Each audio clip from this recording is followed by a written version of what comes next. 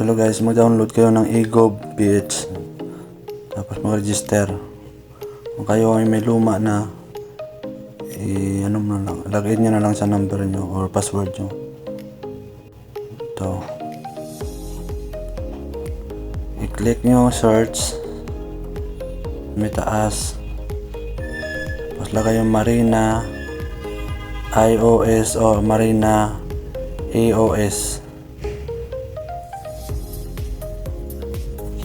Click nyo lang search, then click yung Marina OAS yan sa baba.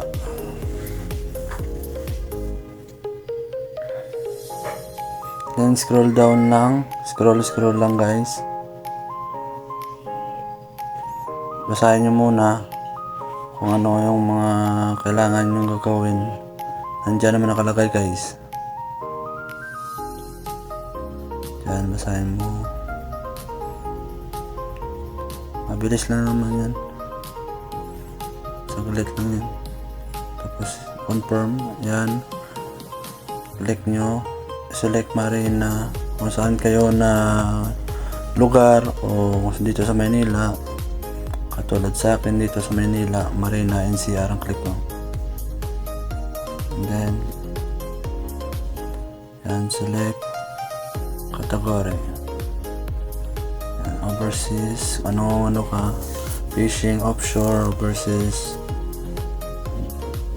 And then ratings, master, officer. Click nyo lang kung anong course, kung ano rank nyo. Tsaka i-click nyo kung anong gusto nyo, SID o SRB. Pwede naman dalawa, both SRB and SID. And select the service type, renewal or renew. Kaya lang kayo kung anong gusto nyo, kung ano yung ano nyo dyan, expire. Tapos select nyo lang dyan kung anong date ang gusto mo or month. Kasi ngayon busy na lahat puno, wala na bakante. Kaya scroll nyo lang kung anong month lang ay may vacant. Yan, tulad nyo October. Ako nung mamadali, October 20 ako. Kasi baka mapuno na naman. Yan, pili na kayo kung anong oras kung gusto nyo, kung kaya nyo mapuntahan. Katulad sa akin, 10:30 AM para pagdating doon sakto lang sa oras. Next, SID. Lagay yung SID, number nyo, current SID, issue date, previous SRB. Diyan, nakita kayo dyan na 1,000. Yan yung babayaran nyo, 1,000.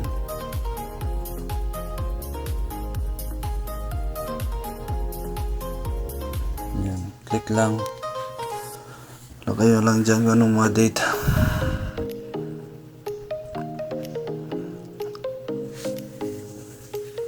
Dala lang naman yun guys, saglit lang yun guys. Tapos yan, eyes color brown, hair color black. Tapos kung may nunal kayo sa mukha, lagay nyo lang lagay nyo ng mall of my face, on my face. Yan, tapos place of birth, anong lugar o country. Then lagay nyo dyan,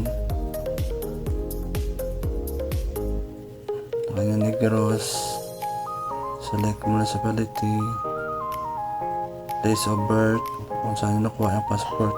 Tapos lagay nyo phone number nyo dyan. Tapos yan, click mo kung saan ka nag-aaral, bachelor, anong degree, bachelor college level, tapos kung saan ka nag-aaral.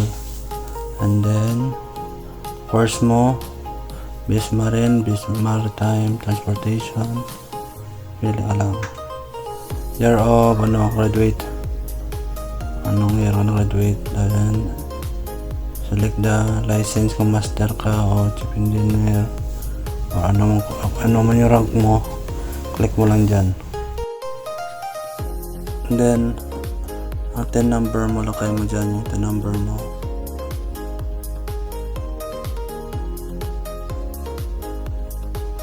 Tapos NBI clearance, dapat valid yung NBI clearance nyo.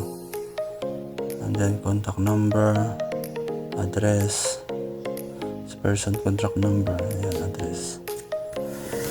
And then next, click yung next. Tapos ang address. And then ito na. Yan, October 20. Alam, yung cash or e-money, GCash, pili lang kayo kung saan kayo magbabayad. Pili na ako, GCash, QR code. Diyan ako sa GCash. Kaya madali lang GCash. Then, click, select. 50 pesos lang naman guys. Yan, QR code. Baba. Scroll down.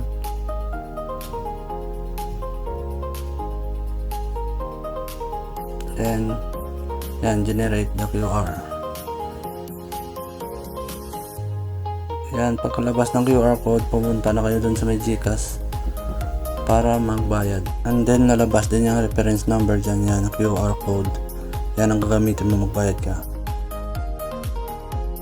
Guys, pa-subscribe naman. Thank you.